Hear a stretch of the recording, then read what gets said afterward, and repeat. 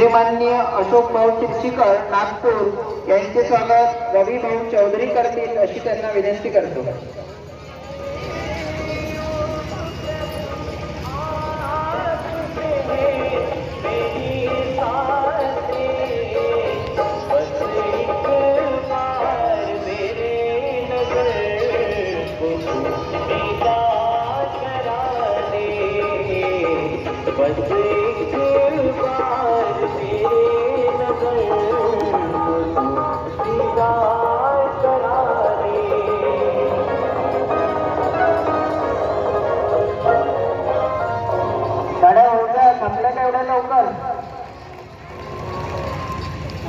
श्रीमाननीय राजकुमार भाऊ उमरेडकर यांचे स्वागत शामरावजी बांधे करतील अशी त्यांना विनंती करतो।